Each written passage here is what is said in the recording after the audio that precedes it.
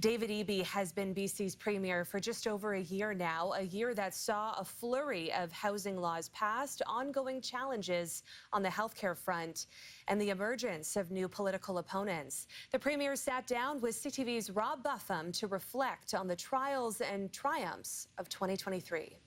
Have the opportunity to be the premier up until October. Premier Eby ends the year riding a big lead in the polls, so we asked him if he guaranteed he wouldn't call an early election before the one scheduled for next October to pounce on that advantage. The Eby family is expecting a significant event in 6 months. It is not an election. It's a new baby.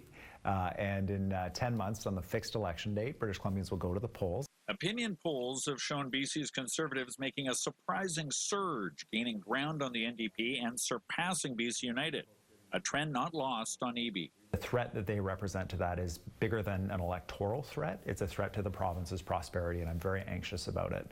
The fall legislative session was dominated by housing laws aimed at increasing density and lowering prices. But that new legislation, billed as transformative by some, has been called overreaching by various mayors, concerned the province is imposing a one-size-fits-all approach. British Columbians, I believe, want a government that treats this like actually a crisis and takes strong measures to ensure that housing is affordable and available. And I accept that there's opportunities for mayors to come and say, you know, there's an opportunity here for you to refine this piece or address this piece. The soaring cost of living is another challenge.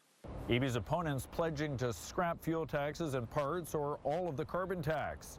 Ideas the premier rejected. He didn't rule out, however, the idea of freezing hydro rates in the February budget. Today, I'm not making an announcement about a hydro rate freeze, but ensuring that hydro rates are affordable to British Columbians that are facing cost pressures is absolutely a priority for us, and that's one of the areas we're looking at helping control costs for our province. On health care, specifically BC's beleaguered cancer treatment system, Eby admits it's not working, despite recent efforts to send patients to the U.S. for radiation.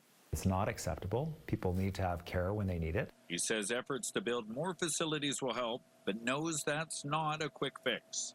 For the medium and long term, we've got 4 new cancer centers that are opening across the province: Surrey, Burnaby, Nanaimo, and Kamloops. The premier says although his government banned drug use in certain public spots like parks, he doesn't plan to walk back decriminalization further. We're committed to the idea that people facing addiction not be put in jail, that they are instead engaged by a physician or a nurse practitioner. And after a summer of record-setting wildfires, Eby says he's already concerned about the season ahead. The best advice I'm receiving from our team is that if we don't see significant snow this winter, that we're going to be into a really awful fire season again, as well as additional drought next year. A year ahead with more housing legislation expected, along with the premier's 3rd child due in June and his first election as premier seemingly confirmed for October. Robert Buffum, CTV News, Victoria.